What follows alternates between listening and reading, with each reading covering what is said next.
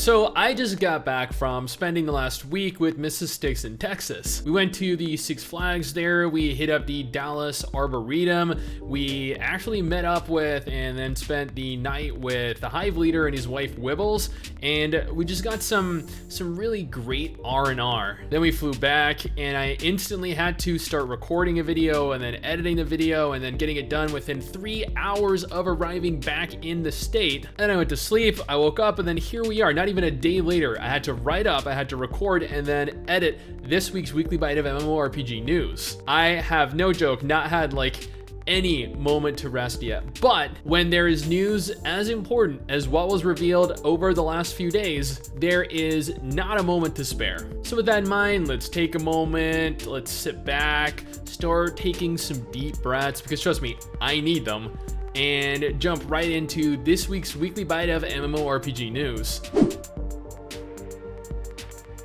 Let's kick this off with Astellia Online. In surprising or unsurprising news, depending which side of the fence you were on, Brunson, the team behind Astellia, announced that they are in the process of merging together their European servers. More specifically, the Aquarius and Canceria servers. The reason for this is due to the low population on the aforementioned servers. And I know some of you may have expected this, and others are going to use this as an excuse to say that the game is dead or in the process of dying. And while there may be some truth to that, the game is still plenty healthy currently. Maybe the game won't end up lasting longer than, I don't know, like another year or two. Maybe they'll announce the game going free to play in the near future, who knows. Regardless, after the two servers are merged into one, all of your characters will be combined onto the one single server. If the maximum number of characters exceed 5, you'll end up having additional characters deleted. So if you play on both servers, make sure you decide which characters you want to remain. Now, I rarely talk about Final Fantasy XI. That's because the game has essentially been in kind of like a maintenance mode since 2015, receiving small little updates here and there. However, as of earlier this week, it turns out that Square have plans for the future of the game. They're aiming to release an entirely new, large scenario for the game. Yeah, tons of content is actually coming, although it's currently unconfirmed exactly in what capacity it will be implemented. Only time will tell, but for those of you still playing the game, you'll be excited to hear the news. I've honestly never played Legends of Aria. I've heard a lot of bad things about the game though, but even so, the devs behind the game are pushing through with a brand new DLC titled Dark Sorcery. The DLC will go for $20 and will provide a brand new dungeon, new enemies, and a mount. Judging from the general reception of the announcement, people are definitely unsatisfied with how the DLC turned out and what it offers. Nevertheless, the DLC will be launching later this month if you're interested in playing.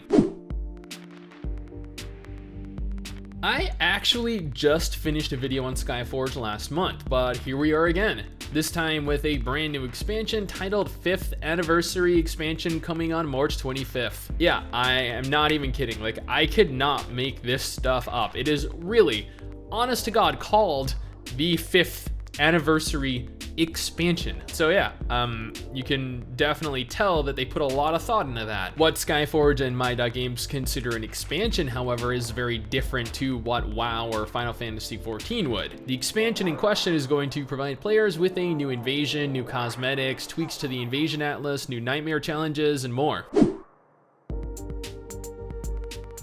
It was confirmed earlier this week that Phantasy Star Online 2 would be entering open beta on March 17th. Yeah, that soon. The open beta, which functions more or less as a complete launch, will feature fully localized text, a complete English dub, up-to-date balancing, and episodes 1 to 3 of the story, which is several years worth of expanded game content. Included in the announcement, or rather following the announcement, was a reveal of the first of many crossover events planned for the future, but this was in the way of a Founders Pack. Yeah, just one. And note, it is actually not half bad. It's a pretty adorable Sonic-themed pack, providing plenty of goodies like an entire outfit, weapons, and animations, but also a 30-day premium. And I know you guys are concerned about having a premium service in the game, but at least currently it isn't pay to win. And while yeah, that is definitely subject to change, the Japanese version of the game never caved to pay to win, so here's hoping the Western version doesn't either.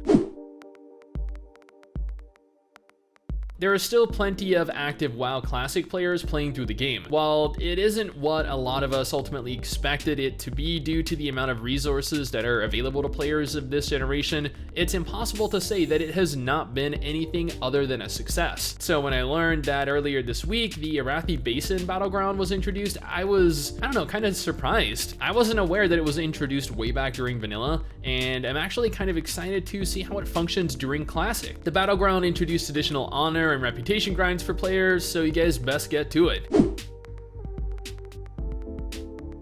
And speaking of reputation grinds, as if people weren't already upset enough with the devs behind New World, it turns out that, for some reason that completely escapes me, they have decided to put housing, which was originally planned on being open to all players, behind a reputation grind. Now, players will need to first hit level 20 before being able to work on your home, and then you'll need to grind out reputation by doing quests for a certain faction. I do not know what gave the devs the idea that we as MMO players like reputation grinds. Gating content behind grinding reputation has always and likely will always be universally loathed.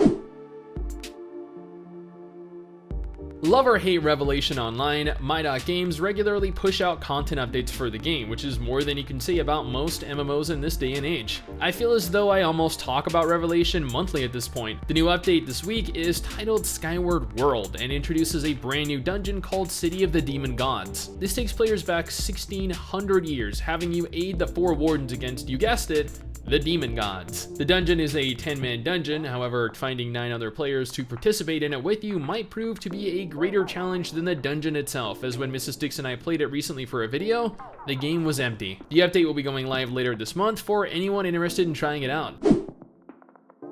I had honestly never even heard of this until it was brought to my attention recently, but apparently we have a brand new MMORTS game releasing into open beta next month on April 2nd. Starborn is developed by various former EVE Online staff, and if you just take a moment to look at the game, you can see the inspiration they took from it. There were almost 200,000 players during their alpha test, and the open beta is going to roll out with a brand new map and tons of updates. If you're looking for a new sci-fi MMO, then this might scratch that itch you have. Alternatively, you might want to go and, maybe see a medical professional about that itch you have. I ain't judging you.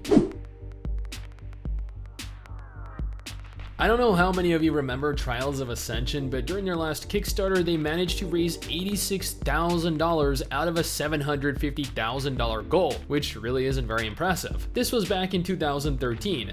Now they're back in 2020 with a brand new Kickstarter asking for $10,000 funding, something that they're having trouble achieving. The game supposedly has a completely new team behind it, trying to deal with the bad reputation surrounding the original release and the original team. Honestly, this all sounds a little silly to me, but if they achieve their goal of 10K by the end of the Kickstarter, they're gonna go into early access later this year. Whether or not it should go into early access, though, is another matter entirely. If you were anticipating participating in it, and just that right there is a mouthful in and of itself, but if you were anticipating participating in the Genshin Impact closed beta this month, then you might want to check your emails. Closed beta keys have been sent out, so if you were accepted, you're going to be capable of redeeming them. The closed beta will take place on March 19th, 2020, and accompanying the announcement was a brand new trailer showcasing even more gameplay off. The closed beta is going to be playable on the PC, iOS, and Android devices, so if you're looking to test the game out, make sure you jump on in.